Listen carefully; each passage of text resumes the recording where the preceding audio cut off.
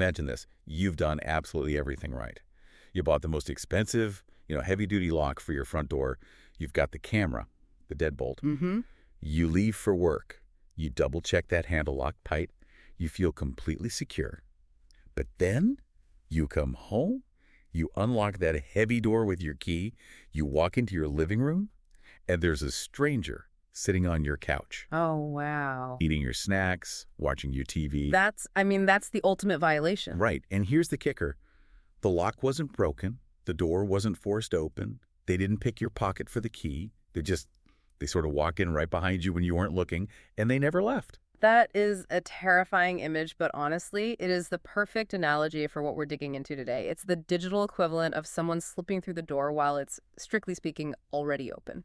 So welcome back, everyone. This is the WeCyberYou Unlocked podcast. I'm your host, and I have to admit, today's topic has me wanting to go and, purge all my browser tabs immediately.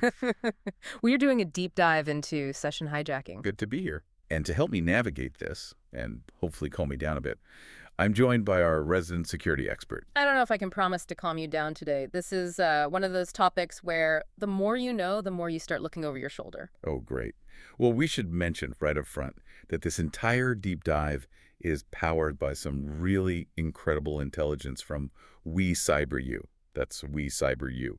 We've got their reports, their technical breakdowns, and we are going to tear into them to understand how attackers can basically make your password irrelevant. That really is the headline, isn't it?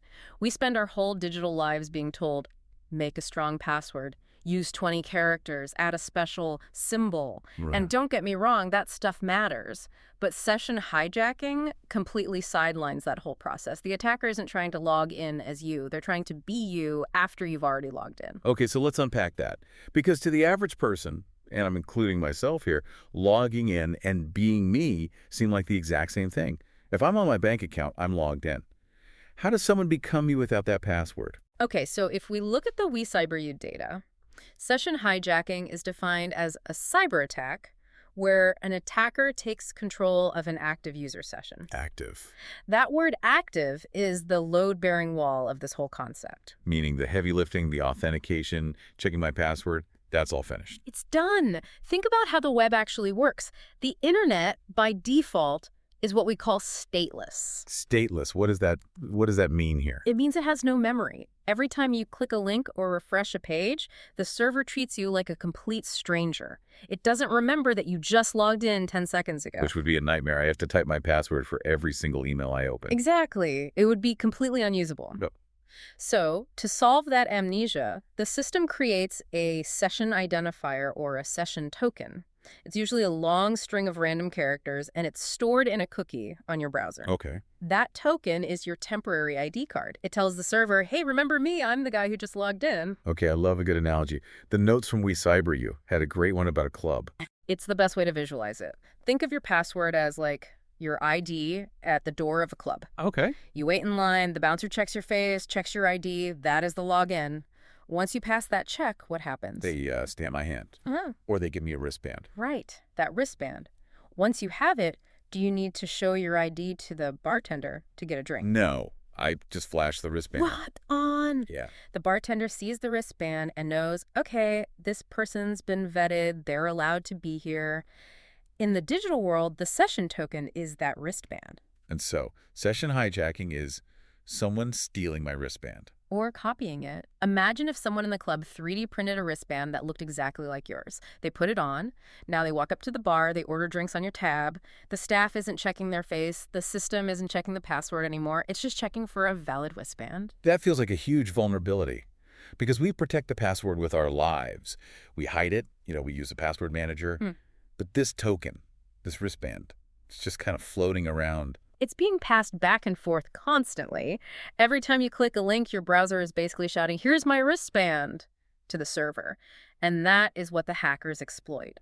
The WeCyberYou research highlights this as a major efficiency for criminals. Path of least resistance. Yeah, why spend weeks trying to crack a heavily encrypted password when you can just grab a token that's passing through the air and walk right in? And it bypasses two-factor authentication too, doesn't it? That is the really scary part, yes. 2FA protects the login process, it protects the front door, but once you're inside, once you have the token, You've already passed the 2FA check. So the hijacker doesn't need my phone for the code. Nope, because the system thinks the code was already entered. Okay, that just raised the stakes significantly. So we know what it is. It's stealing the active status. But I want to get into the mechanics, the arsenal, as the report calls it. How do they actually get the wristband? How do they reach into my computer and grab it? It's not as hard as you might think. WeCyberYou outlines several methods, and some of them are distressingly common. Okay, let's run through them. The first one on the list is packet sniffing. Right. Which sounds like something a dog does at the airport, but I'm guessing it's less cute. Much less cute. And it usually happens in places we feel most relaxed. You know, coffee shops, airports, hotels. The classic free public Wi-Fi danger zone. That's the one. So when you connect to an unsecured network, the data traveling between your laptop and the router is just flying through the air. Like radio waves. Yeah, an attacker can use software, and we're talking free downloadable software to sniff or monitor all that traffic. They're basically listening to the conversation your computer is having with the website. But isn't most of the web encrypted now? With the little lock icon? Ideally, yes. HTTPS helps a lot. It encrypts the traffic so the conversation sounds like gibberish to the sniffer, but not every site uses it properly. Or worse, attackers can use other tricks to force your connection down to an unencrypted state without you even noticing. So if that happens, and I'm setting my wristband to the server, They just pluck it right out of the air. It's like you're shouting your wristband number across the room, and they just write it down. note to self, stop doing banking at the coffee shop. Or at least use a VPN. But let's move on, because the next method doesn't need a coffee shop. Cross-site scripting, or XSS. Right, we hear this acronym all the time. Sounds complicated. It's a bit technical, but the concept is pretty simple. XSS is when an attacker manages to inject a malicious script, usually a bit of code, into a legitimate website that you're visiting. So the website itself becomes a trap. It does, and the insidious thing is your browser trusts that website. So if you're on, say, a forum that has a vulnerability, and it serves up this malicious code, your browser just says, oh, this is from the site, must be okay, and runs it. And what does that code do? Often it's a simple command. Take the session cookie and send it to this other address controlled by the hacker. Wow. So you're just browsing a site you trust, maybe reading a comment section, and there's this little invisible thing running in the background stealing your credentials. It's incredibly effective because it leverages your trust. You didn't do anything wrong except visit a compromised page. Okay, next on the WeCyberYou list, malware and browser extensions. Now, this one feels personal. I have a lot of extensions. One for grammar, one for coupons, one that turns my cursor into a slice of pizza. Am I in trouble? You might want to audit that pizza one. The real issue here is permissions. When you install an extension, what's that box that usually pops up? It says something like, allow this extension to read and change data on all websites you visit. Read and change data on all websites. We just click allow without thinking because we want the coupon or the pizza cursor. But we just gave that software the keys to the kingdom. So if that extension is malicious, or if a good one gets sold to a bad company. They don't need to sniff your Wi-Fi. They don't need to inject scripts. They are already inside the house. They can just copy the session tokens as they're created and send them home. That's chilling. It really makes you rethink clicking that install button. It should. Okay, method 4. Man-in-the-middle attacks. Sounds like packet sniffing. It's similar but more active. In sniffing, they're just listening. In the man-in-the-middle attack, the attacker positions themselves between you and the application. They intercept the communication, steal the token, and then pass the message along so you don't even realize anything is wrong. So they're like a rogue mailman. I hand my letter to them, they open it, read it, copy the key, then seal it back up and deliver it. That's a great way to put it. Okay, this last method from the report really confused me at first. Session fixation. Like they're fixated on the section. No, think fixed as in rigged, like a rigged boxing match. Okay. This one is really counterintuitive. In all the other methods, you log in, get a token, and the attacker steals it. Right.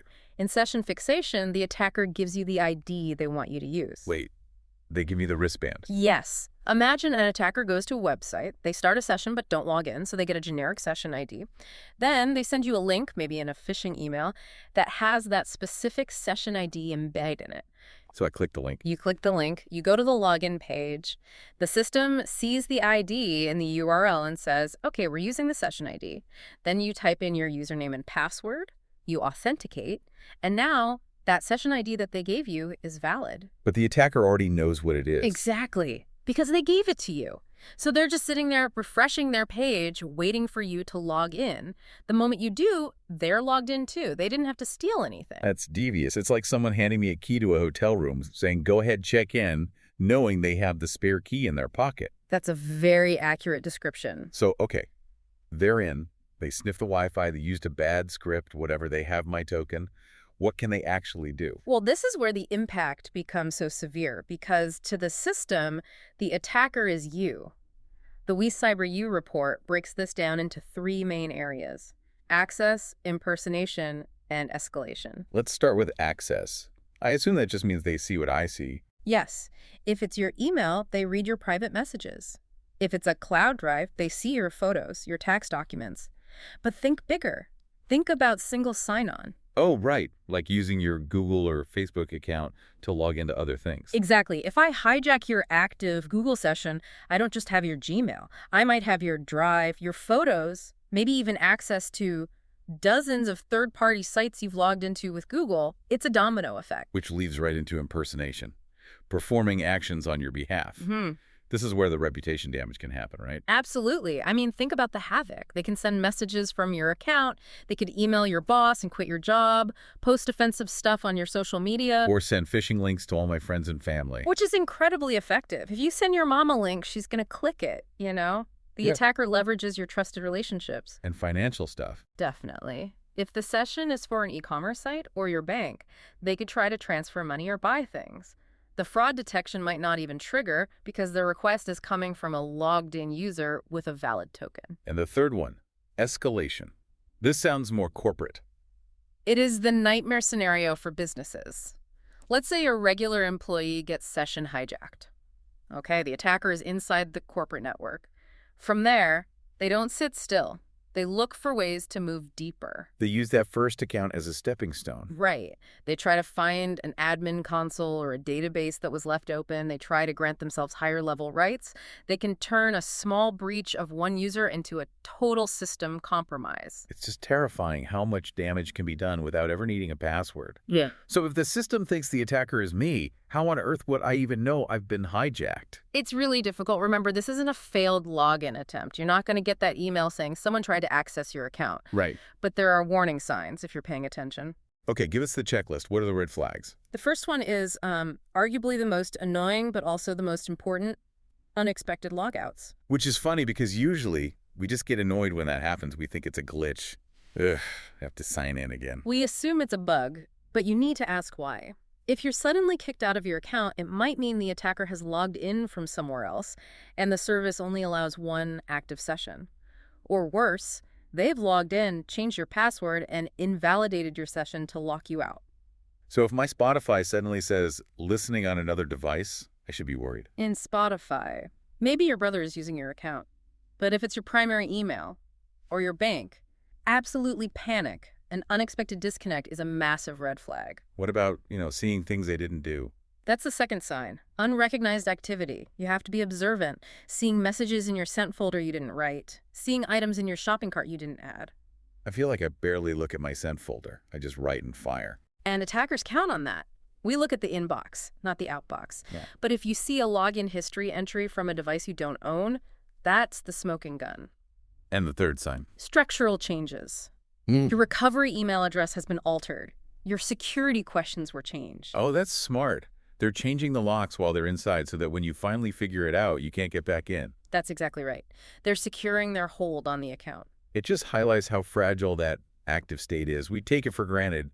We just want to stay logged in forever, so we hit remember me on everything. And that convenience is the trade-off. WeCyberYou really emphasizes that this attack vector exploits the very mechanism that was designed for our convenience. Right. That persistence is exactly what makes the token stealable. So to recap what we've learned from the WeCyberYou research, session hijacking is about stealing the wristband that proves we're logged in. It happens through things like public Wi-Fi, malicious browser extensions, or clever tricks. Once they have it, they are us. And it's hard to spot because the system thinks everything is fine. That's a very solid summary. It's a reminder that authentication isn't just a one-time event at the front door. It's a continuous state that needs to be protected. So what's the takeaway? Just Never log in again. No, we have to live our lives. But maybe log out when you're done. Especially on public computers, check your active sessions list in your settings on Google or Facebook once in a while. And for the love of all that is holy, uninstall the Pizza Cursor extension. Okay, here's a thought to leave everyone with today. Think about how many tabs you have open right now on your phone or your computer. Email, social media, Amazon, maybe your bank. You aren't typing your password every time. That means those session tokens are alive. They're active. They are just sitting there. If someone grabbed your digital wristband right now, how much of your life could they access before you even noticed? It's a sobering thought. It really makes you reconsider hitting that Remember Me checkbox on every single site. Absolutely. Well, this has been a massive wake-up call. I want to remind everyone that all the insights today came from the incredible team at WeCyberYou. Yes, if you want to dive deeper into these mechanics or learn how to better protect yourself, you really need to check them out. Please go follow the channel right now so you don't miss an episode. And for more educational cybersecurity content like this, you have to visit WeCyberYou.com. That's WeCyberYou.com. Go there, learn, and lock down those sessions. Stay safe out there, everyone. Watch your tokens. Thanks for listening to the WeCyberYou Unlocked podcast. See you next time.